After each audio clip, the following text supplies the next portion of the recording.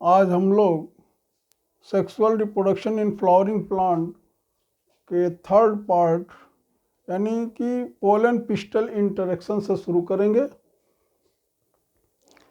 जब pollen grain stigma के ऊपर यहाँ पहुँचता है तो पहुँचने के बाद से स्टिग्मा और पोलन के बीच रिकॉग्निशन होता है, यानी स्टिग्मा जो है पोलन ग्रेन को रिकॉग्नाइज करती है कि पोलन जो है वो उसी जीन संरचना का है कि नहीं है, यानी कंफर्टेबल है कि नहीं है। तो वो सारी घटनाएं जो पोलन ग्रेन के स्टिग्मा पर पहुंचने और पोलन ग्रेन के स्टिग्मा पर जर्मिनेट होकर पोलन ट्यूब बनाने और माइक्रोपाइल से होकर के अंदर जाने की घटना को पोलन पिस्टल इंटरेक्शन कहते हैं। जो कंफर्टेबल पोलन का मतलब होता है, ये कंफर्टेबल पोलन का मतलब होता है कि उसी जीन संरचना का पोलन होना चाहिए, मतलब उसी स्पीसीज का पोलन ग्रेन होना चाहिए, तभी वो वहाँ जर्मिनेट करेगा। अन्यथा किसी दूसरे स्पीसीज का पोलन ग्रेन है या स्टेराइल पोलन ग्रेन है, जिसे हम इनकम्पैटिबल पोलन ग्रेन कहते हैं, इनकम्पैटिबल पोलन ग्रेन।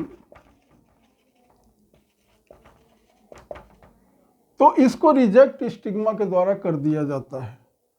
अब जब उसी जात का पोलन आता है तो उसको हम वो स्टिग्मा उसको रिकॉग्नाइज कर लेती है और उसको हम कंफर्टेबल पोलन कहते हैं, और वो जो है यहाँ जर्मिनेट करता है। जर्मिनेट करने के बाद से स्टाइल से हो करके ये पोलन ट्यूब बनता है और इसमें दो मेल न्यूक्लियस होते हैं, मेल गैमिट होते हैं, और ये माइक्रोपाइल से हो करके अंदर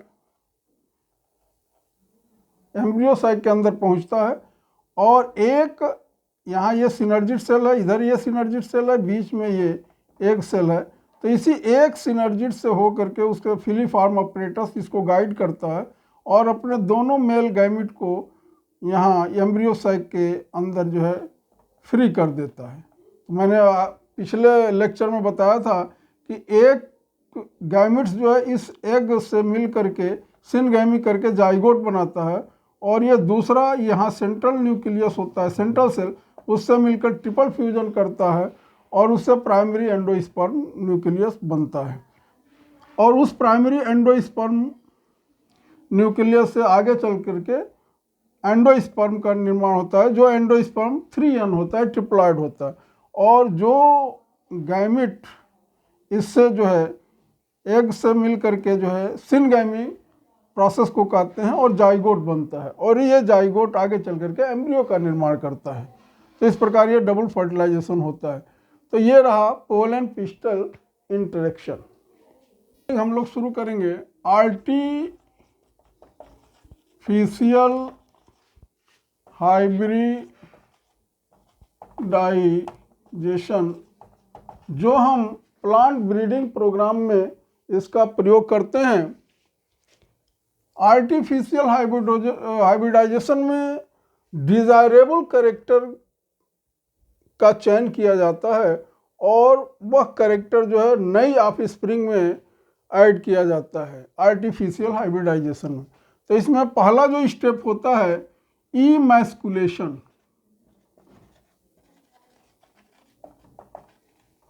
इमैस्कुलेशन में जिस बाइसेक्सुअल फ्लावर को हमें फीमेल फ्लावर के रूप में कन्वर्ट करना रहता है, उसमें से स्टेमन को फोर्सेप की सहायता से,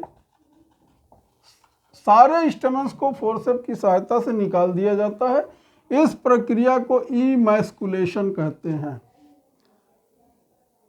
अब स्टेमन निकाल देने के बाद केवल जो है फीमेल रिप्रोडक्टिव ऑर्गन यानी कार्पेल बच जाता है, और उसको जो है पेपर बैग से ढक देते हैं। इस प्रक्रिया को हम बैगिंग कहते हैं।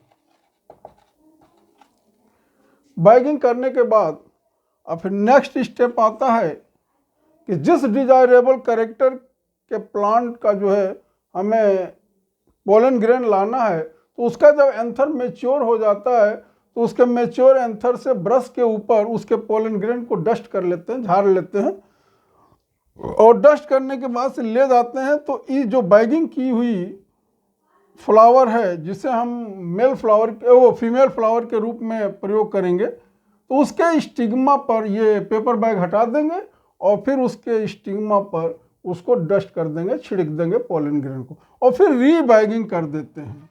रीबैगिंग कर देते हैं।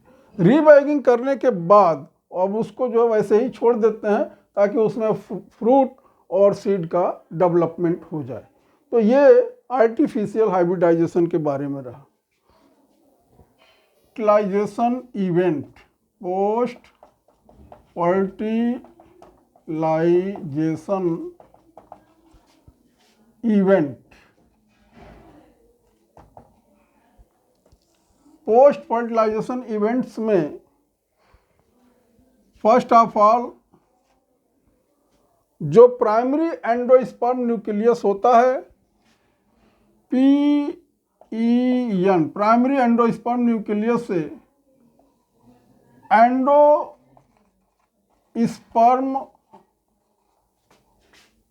डेवलपमेंट होता है, जो उसके अंदर हाईली रिजर्व फूड होता है, जो डेवलपिंग एम्ब्रियो को न्यूट्रिशन देता है। तो पहले एंडोस्पर्म का डेवलपमेंट होता है। जो सेकेंड स्टेप होता है, सिनगैमी के बाद जो एग और मेल गैमिट के मिलने के बाद जाइगोट बनता है, और इस जाइगोट से एम्ब्रियो का डेवलपमेंट होता है। एम्ब्रियो डेवलप करता है। तीसरी घटना जो होती है, जो ओव्यूल होता है, ovule after fertilisation converted into seed. Fourth जो घटना होती है, ovary wall, ovary converted into after fertilisation converted into fruit. तो ये पोस्ट फर्टिलाइजेशन इवेंट्स है। Next heading, endosperm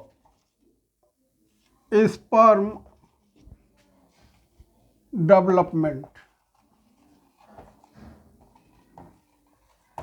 endosperm development, ये पहले भी हम बता चुके हैं कि प्राइमरी एंडोस्पर्म न्यूक्लियस से इसका डेवलपमेंट होता है। ये 3 ट्रिप्लॉइड होता है और इसमें हाईली रिजर्व फूड मटेरियल जो स्टोर होता है, जो डेवलपिंग एम्ब्रियो को न्यूट्रिशन प्रदान करता है।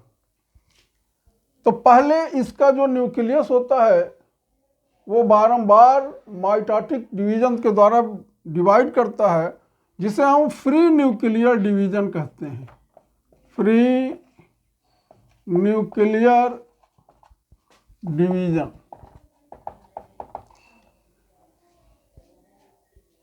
अब free nuclear division multi nucleated condition आ जाता है। उसके बाद जो है फिर साइटोकाइनेसिस की क्रिया होती है। साइटोकाइनेसिस अर्थात जो न्यूक्लियस बने हुए हैं फ्री न्यूक्लियर डिवीजन के तहत, तो उनके चारों तरफ थोड़ा थोड़ी मात्रा में साइटोप्लाज्म एकत्रित हो जाता है और सेल वॉल बनना शुरू हो जाता है। तो इस प्रकार जो है साइटोकाइनेसिस के बाद एंडोस्पर्म सेलुलर एंडोस्पर्म में कन्वर्ट कर जाता है।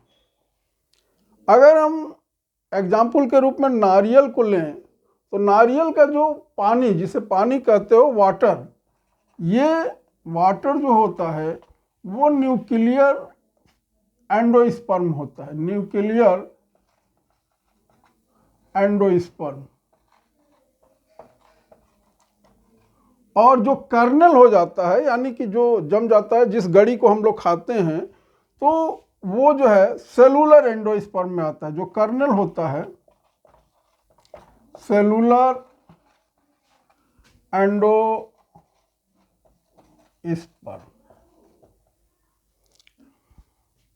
तो इस प्रकार जो है पहले एंडोस्पर्म का फ्री न्यूक्लियर डिवीजन होता है। आगे एंजियोस्पर्म के प्लांट में किसी में फ्री न्यूक्लियर एंडोस्पर्म का जो है डेवलपमेंट होता है, किसी में हेलोबियल होता है, पहले फ्री न्यूक्लियर होता है उसके बाद सेल, और किसी में सेलुलर होता है। तो ये नारियल में हमने दिखाया कि पहले फ्री न्यूक्लियर डिवीजन होता है और उसके बाद जो है फिर एंडोस्पर्म जो है सेलुलर हो जाता है।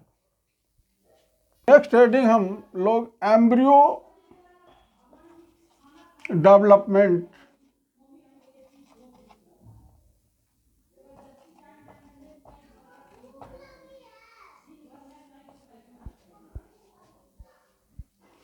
एम्ब्रियो का जाइगोट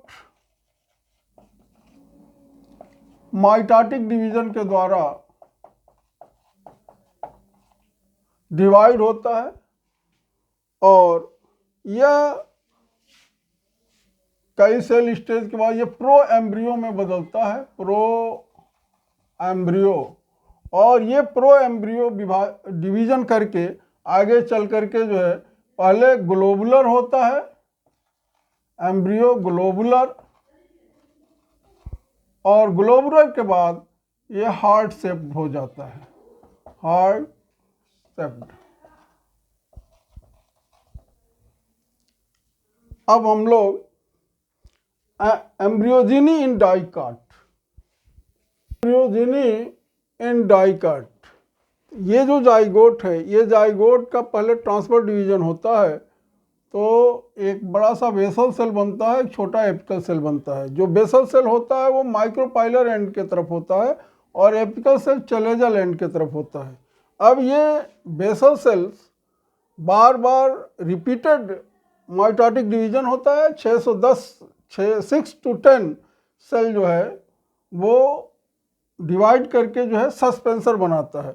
अब इस सस्पेंसर में जो ऊपर की तरफ बड़ा सा माइक्रोपाइलर एंड की तरफ ये जो सेल होता है उसको हम हास्टोरियम कहते हैं।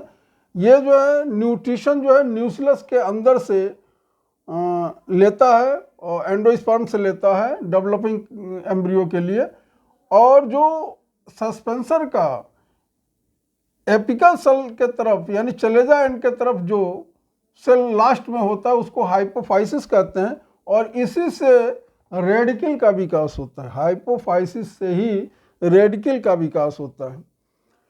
अब जो एपिकल सेल है वो एपिकल सेल में पहले ट्रांसफर डिवीजन होता है, 2 सेल बनता है, ये सारा डिवीजन माइटोटिक डिवीजन होता है, और उसके बाद जो है फिर वर्टिकल डिवीजन होता है, फिर 8 सेल होता है, फिर 8 सेल के वो 4 सेल होता है, और 4 सेल के बाद फिर वर्टिकल डिवीजन होता है। इस प्रकार जो है ऑक्टेट यानी 8 सेल स्टेज एम्ब्रियो का बनता है। इसको हम जो है ग्लोबुलर एम्ब्रियो कहते हैं। अब ये बाद में चल करके डिवाइड करते हुए ये जो है हार्ट शेप्ड एम्ब्रियो का निर्माण करता है। ये दोनों ये कॉटिलीडन है, क्योंकि ये एम्ब्रियोजेनी हम डाइकाट का बता रहे हैं, तो डाइकाट के एम्ब्रियो में 2 कॉटिलीडन होता है, 2 कॉटिलीडन। ये जो मैच्योर एम्ब्रियो को यहाँ डाइकाटिलिडनस मैच्योर एम्ब्रियो को दिखाए हैं, तो ये ऊपर का भाग इससे जो है रेडिकल का विकास होता है, और नीचे ये 2 कॉटिलीडन हैं, और यहाँ पर जो है प्लीम्यूल होता है जिससे कि सूट का विकास होता है। तो ये एम्ब्रियोजेनी इन डाइकाट में हुआ। अब हम डाइकाट के स्ट्रक्चर ऑफ डाइकाटिलिडनस एम्ब्रियो, जैसा कि डाइकाटिलिडनस एम्ब्रियो इसमें जो है 2 कार्टिलीडन होते हैं, और हम अभी बताए थे। इसको हम ऐसे समझेंगे कि ये एक हाइपोथेटिकल हमने डायग्राम बनाया है, ये कार्टिलीडन है। कार्टिलीडन ये पूरा एम्ब्रियोनल एक्सिस है, ये यहाँ से लेकर के यहाँ तक, इसको हम कहेंगे एम्ब्रियोनल एक्सिस। इस एम्ब्रियोनल एक्सिस पर यहाँ से लेकर यहाँ तक, यहाँ पर कार्टिलीडन जहाँ पर जुड़ा रहता है, जॉइंट होता है, उस कार्टिलीडन से जो ऊपर वाला एबव का पोर्शन होता है उसे इपिकोटाइल कहते हैं। उससे जो है लीफ और स्टेम का यानी सूट एपेक्स होता है, लीफ स्टेम का डेवलपमेंट होता है। और कार्टिलीडन के नीचे वाला जो पोर्शन होता है उसे हम हाइपोकोटाइल कहते हैं, और इससे जो है रेडिकल और रूट कैप का यानी रूट सिस्टम का भी डेवलपमेंट होता है। इधर से शूट सिस्टम का, एपिकोटाइल से शूट सिस्टम का, और हाइपोकोटाइल से रेडिकल और रूट कैप का भी डेवलपमेंट होता है। अब हम आप लोगों को स्ट्रक्चर ऑफ मोनोकार्टिलिडनस एम्ब्रियो, इसमें मोनोकार्टिलिडनस एम्ब्रियो में जो सबसे बड़ी विशेषता है उसमें एक कार्टिलिडन होता है और उस कार्टिलिडन को हम स्कूटेलम कहते हैं। स्कूटेलम कहा जाता है। इसमें एक कार्टिलिडन होता है। अब यहाँ पर जो है अगर जो हम देखें, जैसे हमने यहाँ डाइकाट में ये बनाया था, ये एम्ब्रियोनल एक्सिस है और ये ऊपर सूट था, नीचे जो है रूट का, और यहाँ पर कार्टिलिडन दिखाया था। तो इसमें केवल इस रीजन पर एक कार्टिलिडन होता है जिसे हम स्केटुलम कहते हैं, एक ही कार्टिलिडन होता है। अब ये जहाँ से ये स्केटुलम जुड़ा होता है, वहाँ से जहाँ पर इसका एम्ब्रियोनल एक्सिस पर ये ज्वाइंट रीजन है, यहाँ से जो ये ऊपर वाला पोर्शन है जिसको हम कोलेप्टाइल कहते हैं, ये जो है ये सीथ लाइक स्ट्रक्चर होता है जो सूट एपेक्स को जो है, जिससे लीफ और स्टेम का डेवलपमेंट होगा, उसको कवर किए रहता है। और ये स्कूटेलम के जो ज्वाइंट हैं उसके नीचे वाला जो पोर्शन है, यहाँ पर भी एक सीथ से कवर्ड जो है रेडिकल और रूट कैप होता है, उस सीथ को हम कोलेराइजा कहते हैं। तो जो मोनोकार्टिलिडनस एम्ब्रियो होता है उसमें एक ही कार्टिलिडन होता है और उस कार्टिलिडन को हम स्कूटेलम कहते हैं। मोनोकार्टिलिडनस का उदाहरण बनाना है, मेज है, व्हीट है, राइस है, पाम है, और डाइकार्टिलिडनस एम्ब्रियो का मस्टर्ड है, मैंगो है, ये ग्राम है, बीन्स है। तो ये डाइकार्टिलिडनस एम्ब्रियो के उदाहरण हैं। अब हम लोग आगे अगला हम लोग डिस्कस करेंगे स्ट्रक्चर ऑफ सीड। ये पहले ही हम बता चुके हैं पोस्ट फर्टिलाइजेशन इवेंट्स में कि after fertilisation ovule converted into seed. Seed जहां से जो है प्लेसेंटा के द्वारा ओव्यूल जुड़ा रहता है, वहां पर एक स्कार लाइक स्ट्रक्चर ऐसे बन जाता है। जैसे हम अगर ग्राम सीड को देखें तो जहां से जुड़ा रहता है उसको जो है हम हाइलम कहते हैं, हाइलम। और उसी के ऊपर जो है माइक्रोपाइल होता है।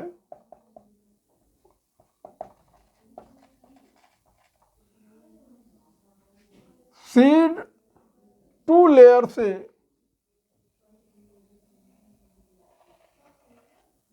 घिरा होता है। बाहर वाले लेयर को टेस्टा कहते हैं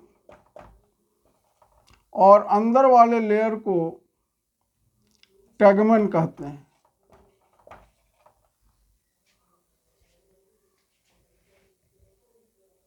सीड एंडोस्पर्म की प्रेजेंस और अब्सेंस के आधार पर 2 ग्रुपों में बांटते हैं। पहला है एल्ब्यूमिनस सीड और दूसरा है non albuminous seed. Albuminous seed को हम दूसरा भी नाम दे सकते हैं एंडोस्पर्मिक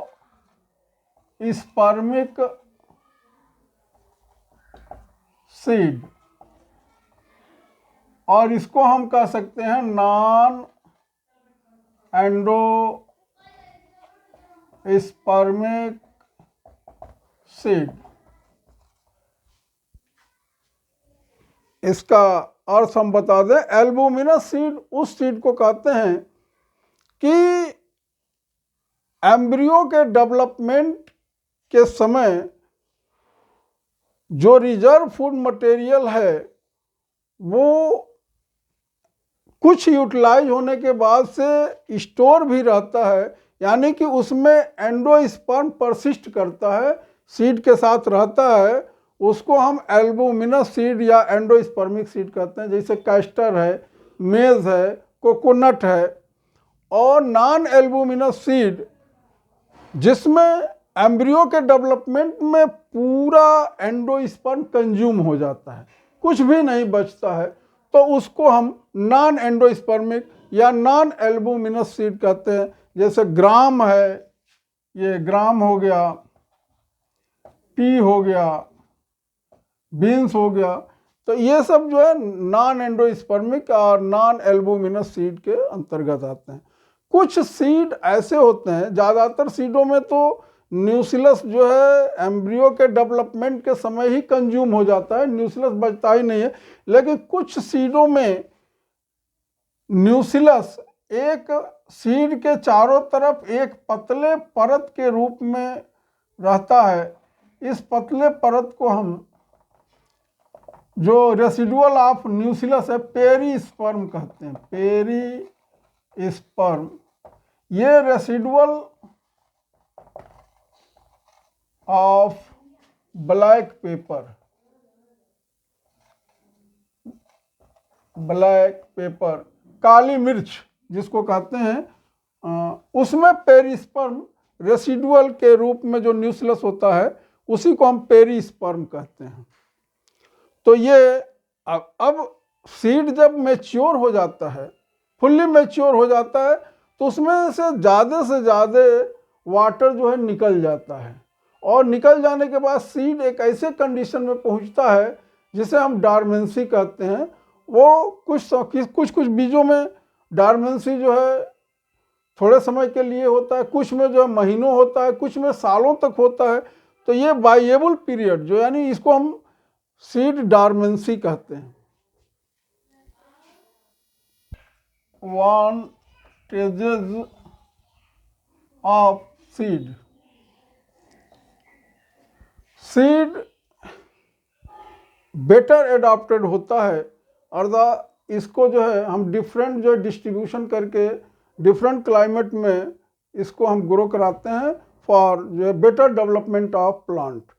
दूसरी चीज़ है कि हम सीड जो है वो सेक्सुअल रिप्रोडक्शन का प्रोडक्ट होता है, यानी कि जो जीनिक संरचना है, क्योंकि ये मियोटिक डिवीजन के बाद जो गैमिट्स बनते हैं तो वहाँ क्रॉसिंग ओवर होता है। तो क्रॉसिंग ओवर होने से जो कैरेक्टर हैं, जीन स्ट्रक्चर हैं, वो बदल जाते हैं। तो इस प्रकार जो है नए कैरेक्टर वाले जो सीड होते हैं, तो उसमें जो है नई जो है जीनिक संरचना वाले जो है प्लांट जो है ओरिजिनेट होते हैं। तीसरी चीज़ है कि सीड को जो है हम वर्षों तक जो है स्टोर करके कंजप्शन के रूप में प्रयोग कर सकते हैं। और सीड की जो कवरिंग होती है, टेस्टा और टेगमेन, वो इनको इंज्यूरी से बताते हैं, जिससे कि हम इसको ज़्यादा समय तक जो है स्टोर कर सकते हैं। अब उसके बाद से हम फ्रूट के बारे में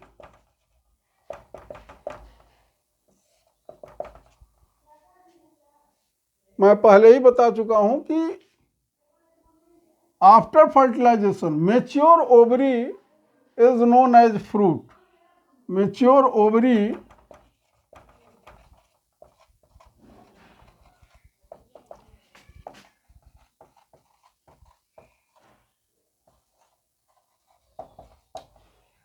फर्टिलाइजेशन के बाद फ्रूट का डेवलपमेंट ओवरी से होता है, और जो ओवरी वाल होती है वो फ्रूट वाल यानी कि पेरिकार्प का निर्माण करती है। ओवरी वाल, पेरिकार्प। ये पेरिकार्प 3 लेयर का होता है, epicarp, mesocarp and endocarp. Fruit dry fruit होते हैं और फ्लेशी फ्रूट होते हैं। फ्लेशी फ्रूट में तुम्हारा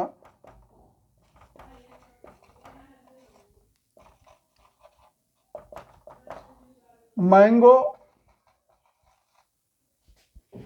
ऑरेंज, और ड्राई फ्रूट में एक्सेट्रा बहुत से हैं। और ड्राई फ्रूट में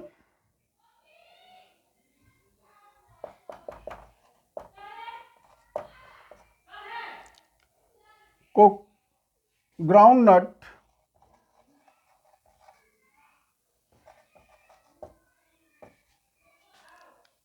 पी, ये ड्राई फ्रूट के अंतर्गत आते हैं। अब डेवलपमेंट के आधार पर भी फ्रूट जो है टू टाइप्स के होते हैं। एक को कहते हैं हम ट्रू फ्रूट,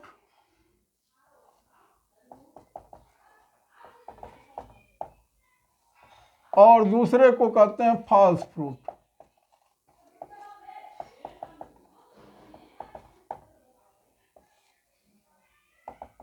अगर फ्रूट का डेवलपमेंट केवल ओवरी से होता है, only one ovary take part in the development of fruit, तब उसको हम ट्रू फ्रूट कहेंगे। केवल ओवरी से जिसका डेवलपमेंट हो वो ट्रू फ्रूट के अंतर्गत आएगा।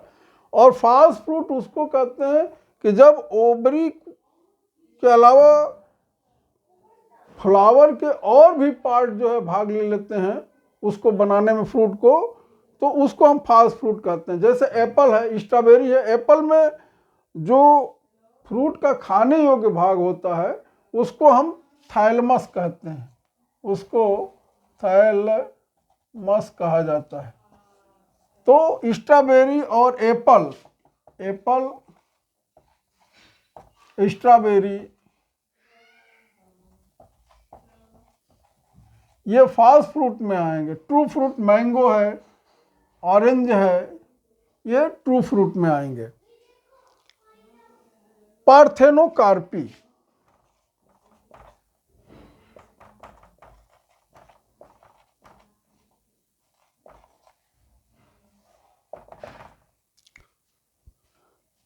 जब फ्रूट का डेवलपमेंट विदाउट फर्टिलाइजेशन होता है तो ऐसे फ्रूट को पार्थेनोकार्पी कहते हैं। Development of fruit without fertilisation is known as parthenocarpy. जैसे बनाना में है, पार्थेनोकार्पी फ्रूट में जो है सीड का निर्माण नहीं होता है। और एक इसी टर्म में आता है कि development of embryo without fertilisation is known as parthenogenesis. अब इसके बाद हम लोग जो है स्पेशल मैकेनिज्म ऑफ रिप्रोडक्शन,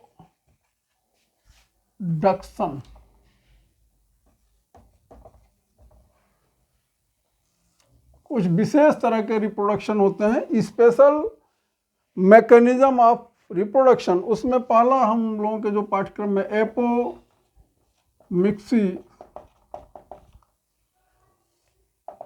यह एक टाइप ऑफ रिप्रोडक्शन है, एसेक्सुअल रिप्रोडक्शन है।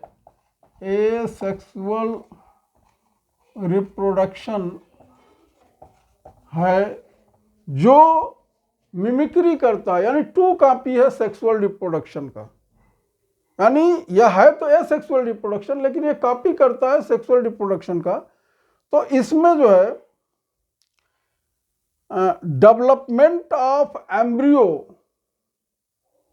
विदाउट फर्टिलाइजेशन हो जाता है। जैसे एग जो है, जो डिप्लॉयड एग होती है, बिना रिडक्शन डिवीजन के एग बनता है, उससे या न्यूक्लियस के सेल डायरेक्टली जो है एम्ब्रियो बना देते हैं विदाउट फर्टिलाइजेशन के। तो इस घटना को एपोमिक्सिस कहते हैं, जैसे साइट्रस में है। दूसरा है poly embryony.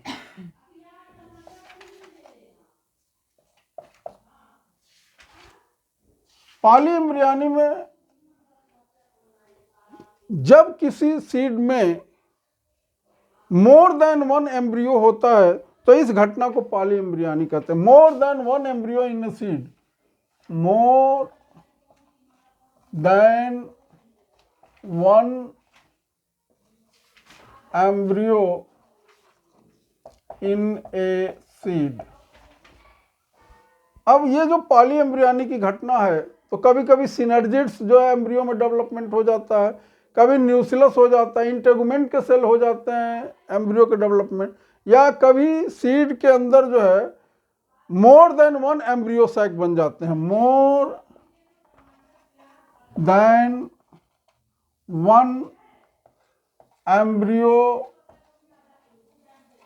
Side in a seed, या more than one egg in a embryo sac।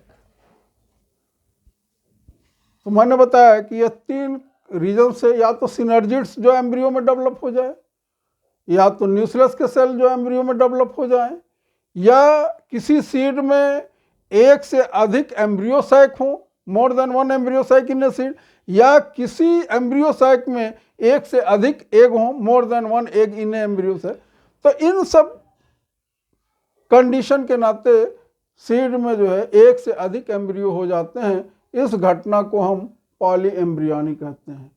तो आज हमने ये एंजियोस्पर्मिक प्लांट के सेक्सुअल रिप्रोडक्शन के चैप्टर को समाप्त कर दिया पार्ट 3 के अंतर्गत, और हमें ये पूर्ण विश्वास है कि आप लोगों को ये तीनों पार्ट जब देखेंगे तो sexual reproduction in flowering plant completely आप लोगों के समझ में आ जाएगा। किसी प्रकार का डाउट हो तो आप कमेंट के जरिए हमसे पूछ सकते हैं। धन्यवाद।